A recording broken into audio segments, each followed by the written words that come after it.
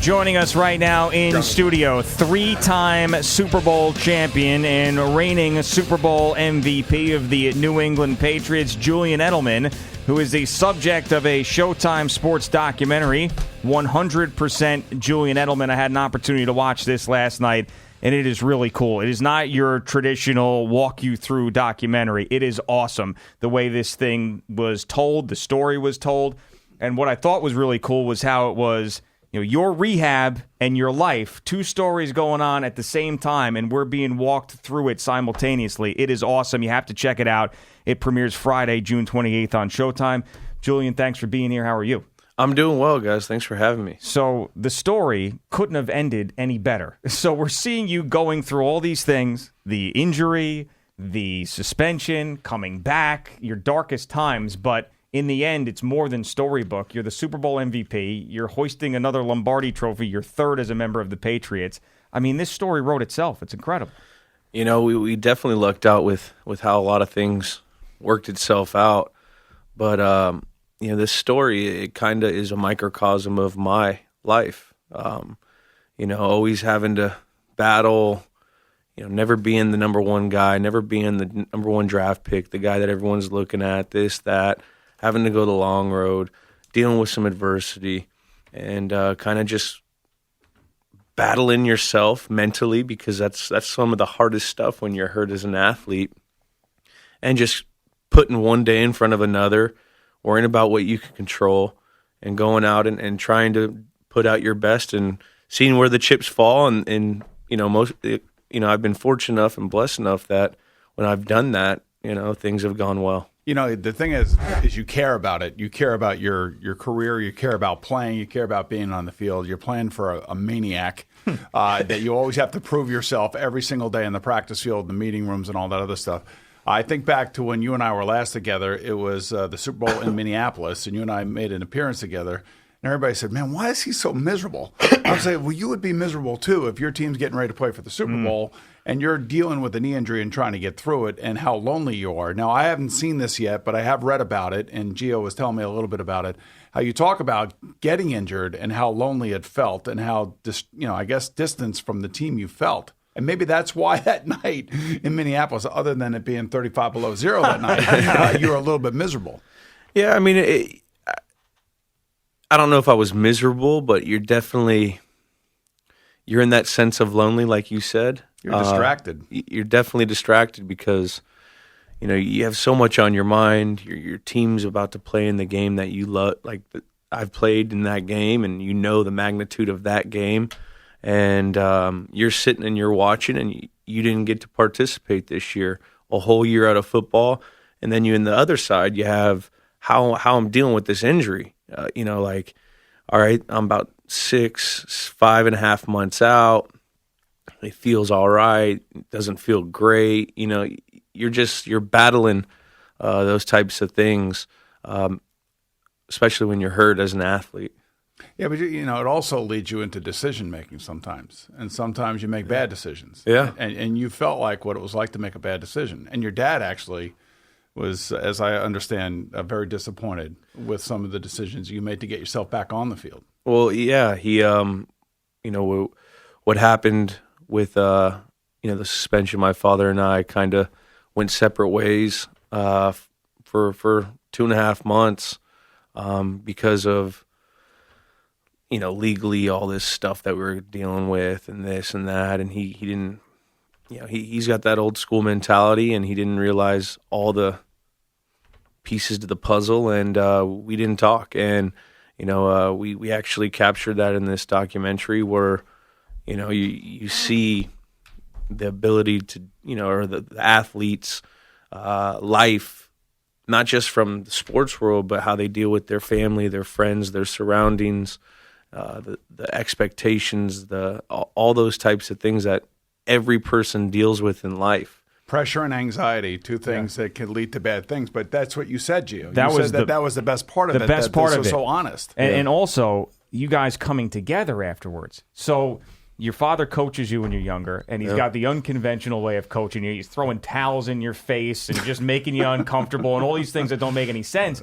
But then when you're not allowed to be with the team after this time where you guys are apart, you come back together and he can do the same things that he did when he was coaching you as a kid. And then to see you two, that shot of you two standing next to each other out on the practice field and him just smiling ear to ear because he gets to coach you again after you went through the adversity, I mean, that gave me chills. So, I mean, to see your family life, I mean, I know you as the guy who's kicking the Jets' ass all the time, right, and winning Super Bowl MVPs, but now I know you through your father and your brother and your sister, and that must have been really fulfilling for you to watch that on film, your relationship progress with your father. You know, I was talking with Boom earlier that sometimes in life you have so much on your plate that you don't get to appreciate certain things as much as you wish you would have, you know, in hindsight.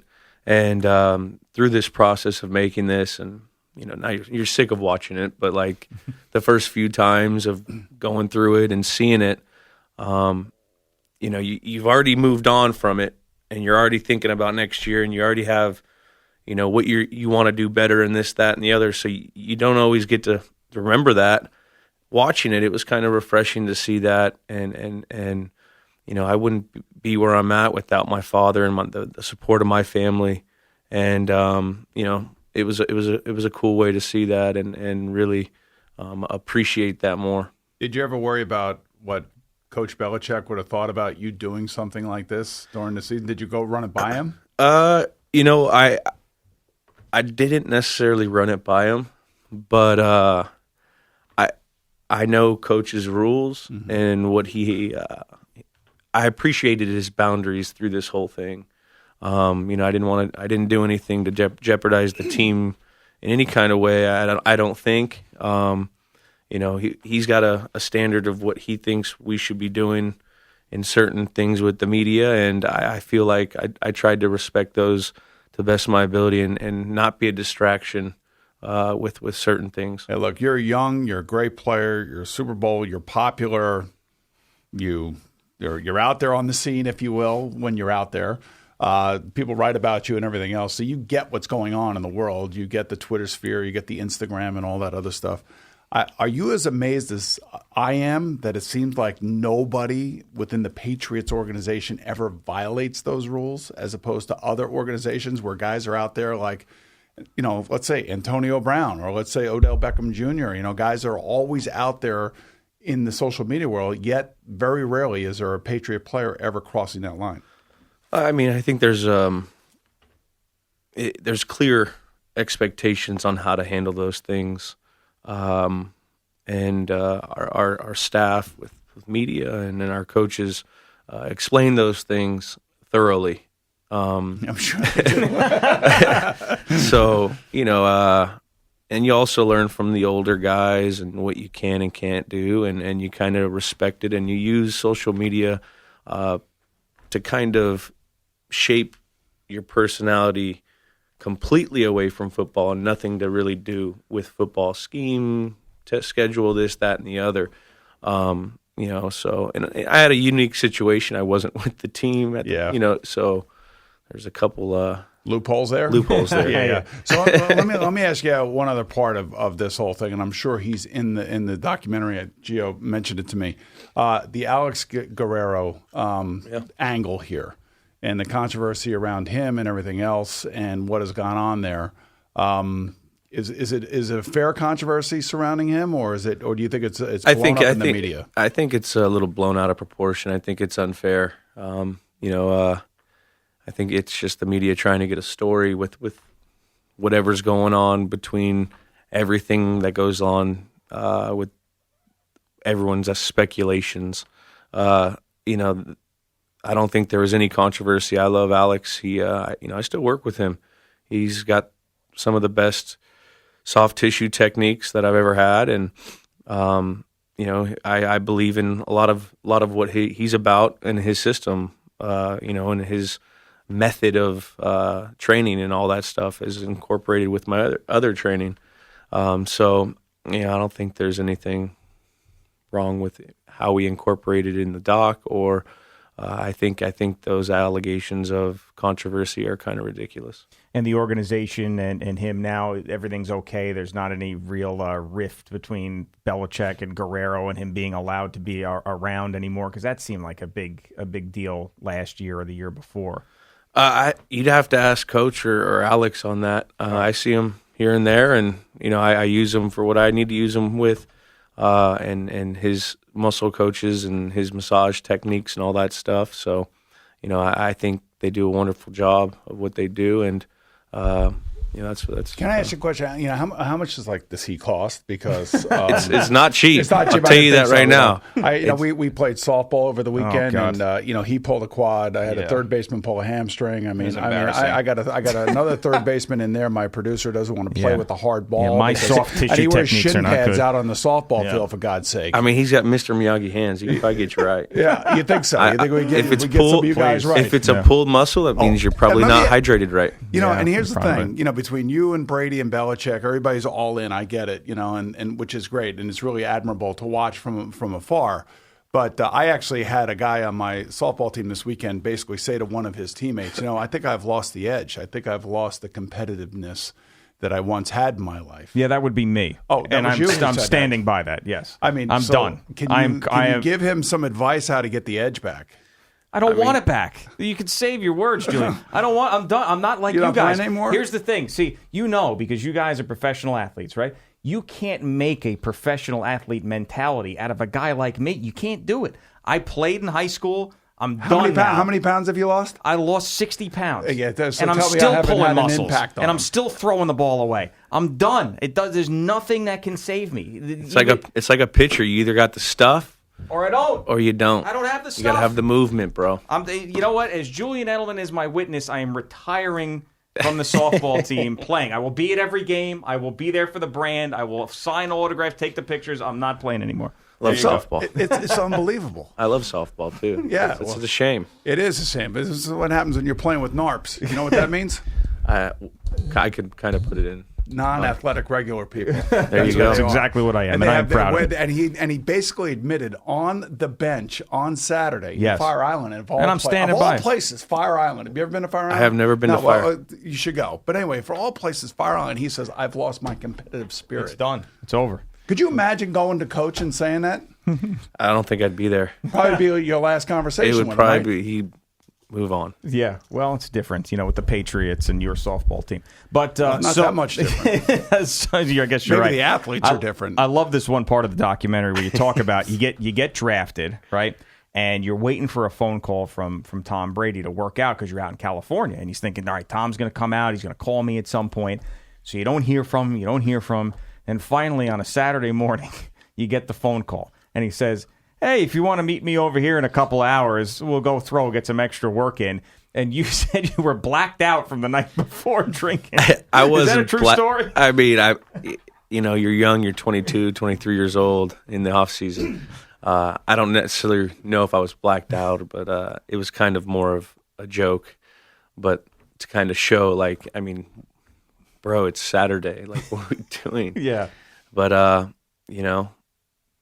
that Saturday turned into a Super Bowl MVP. that Saturday turned into the start of, a relationship that is, that I cherish. And I think my availability to Tommy and doing whatever it took to get some time with him, and him accepting me, because at the time this guy's a 3-time Super Bowl winning champ, and I'm a slappy second year receiver. I know exactly what you're going to say. So it was the beginning of something that I truly cherish, and it was funny. It was just funny because he called me like one time that year. Yeah. And then I moved out the next year. I moved to L. I'd never really been to LA. I'm a Northern California kid. I went to Disneyland when I was like 12, but other than that, I moved completely down there, started like a little life, and then, the next year he called me a couple more times, and by the year after that, we were going, 3 or 4 times a week, and, then we started having lunch, and he'd invite me to the house, and, that's when we became, Yeah, but now you guys are like so in sync. I was talk to Gio here about the whole precision aspect to your offense and everything else like that, and how, I actually played with a guy your size. His name was Wayne Corbett when he was a rookie, and Wayne was so dedicated into proving, and it probably had the same attributes that you had, where he just wanted to prove to everybody that he belonged. Yeah. And he was tough. I don't necessarily know that we had an offensive coordinator quite like you have in Josh, but I can't imagine the amount of time and effort it goes in to be as precise as you are. And can you give or just illuminate to people what it must be like on a practice field in the meeting rooms with these guys? Well, in the meeting rooms, our coaches do a phenomenal job of just delivering us information, tendencies, statistics, and being able to teach them and show them us, and then being able to, scheduling out for like the Newark type kid. I mean, what they do so well is they evolve how they coach to the type of players that we come across, because it's changed in my 11 years on how we used to do things. With the newer college and offenses and all this, and this is how they're starting to teach it in college. We've kind of evolved that way, and I think our coaches do an unbelievable job doing that and being able to deliver the information and then use our strengths. And, I think that's a huge part of a lot what we do. And then practice is our mini games. I mean, everything's filmed. It's crazy. Everything's filmed, like calisthenics, drills, so you can go and you can actually watch how you're moving this, that, and the other. And it's just so critical and detail-oriented, and it's high pressure every day. Like, we don't go out there to loaf a practice. We harp that practice execution becomes game reality. So practice, everything's about practice. The weight room, diet, everything. Like, those are all walkthroughs, the installation, those are all cute and everything, but it all comes down to how do we practice so we can sleep at night on Friday. So we're talking about practice. We're talking about practice, right? We're talking about practice. That's the way it should be. You see what I'm saying? Yes. You got to practice. I hear you. Gronk officially done. He's not going to burst through in a preseason game out of nowhere, get dropped out of a helicopter, and then all of a sudden here he is. He's back. He couldn't stay away. I don't know. I don't think so. But who knows? My guy, he's full of surprises. But if he does, that'd be awesome. If he doesn't, I understand. I mean, he's played an unbelievable career, and I'm excited for him in his next chapter in life, whether it's whatever it is.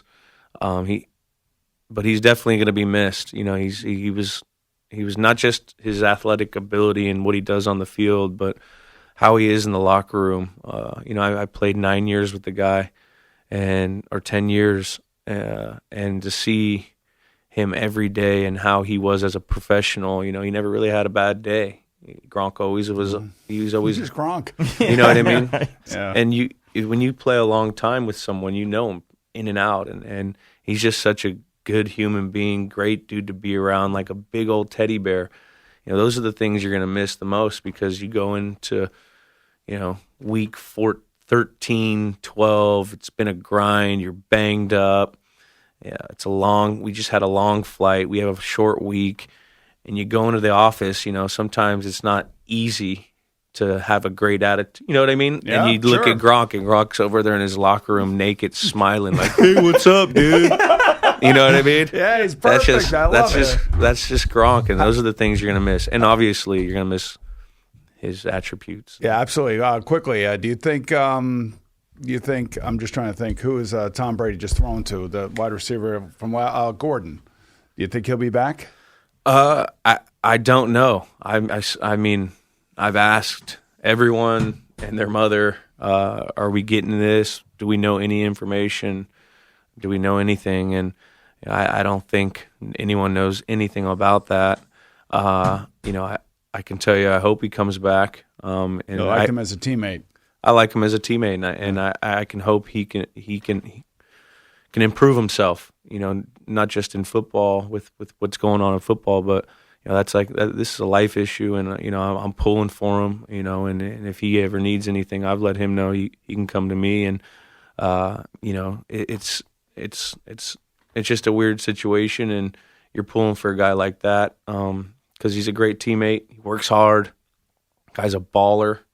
But sometimes there's other things in life that you have to deal with. Are all these guys in the documentary that make cameos your friends, like Snoop Dogg, Deion Sanders, Michael Strahan, Mark Wahlberg, Aaron Andrews? There's a million cameos in this thing. Are they all friendly with you? Are they your friends? Yeah, we're all pretty friendly. I've got to meet some cool people and become friends with some of them, and I could call all these people my friends. They've all helped me out with this and have helped me and been in my corner. Just like I've done a lot of stuff with them, they're all pretty great people that I've had in here, and getting to know them and learn them and learn from them on a bunch of everything. Life matters, and it's been a pretty cool experience, and you pinch yourself sometimes. You ever wonder what's next in this world? I mean, is this what you're setting yourself up for, or? My production company that I started with my partner Asaf, Coast Productions. This was our big launch to the production company. I mean, we did a little thing back when me and Danny went to Mexico. We partnered with NFL Films.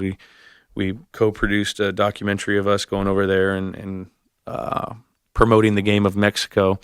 But this was kind of our launch to our single thing, and our partnership with Showtime has been unbelievable. And, we definitely have some other things that we want to go out there, and we have some stuff in the making. So, I'm excited for that. But ultimately, I leave a lot of that to Asaf and my boy Kyler. He directed the film. And, my mind's still on football. It better be. You know what I mean? So it's right now is fun and games, and promoting this. This is an awesome opportunity. But I got to keep my mind where I got to keep my mind. Let me tell you, I have added to my bucket list going to the Kentucky Derby with you, because there doesn't seem like a more fun thing on the planet to be doing than going to the Kentucky Derby with you. You have a blast that day. It's after the season. Obviously, there's not a lot going on. You're there. You got the suits. You got the mint juleps and everything. I mean, is that like the best day of the year for you? It's a fun year. Or it's a fun day. It's a fun day. It feels like a year sometimes. But, we have a group of guys that have gone, and it started with the older Patriots, and we got some of kind of the newer Patriots and some of the old, like, different team Patriots, and Brady's been doing that for a while. Did you go to the Mayweather-Pacquiao fight with him as well? We did that, a few years back. That was you go from the Kentucky Derby to that, right? Yeah, that was pretty cool. Yeah, did Tom eat a cheeseburger or anything during that trip or anything, or no? Maybe a couple chicken wings. Yeah. Oh, wow. He's a sucker for chicken wings. Yeah. That's the thing that'll get him. You hear that? The Jets keep sending chicken wings over to the Patriots facility. Are you amazed that he's still playing at this age? Well, you know more intimately than anybody else. I mean, you watch him work out and everything else. I mean, if it was a NARP, maybe. Yes. He's not. But, knowing the guy and seeing what he puts into this game and what he puts into his craft and how he takes care of his body, and how everything is predicated around football and his family. I mean, it doesn't surprise me.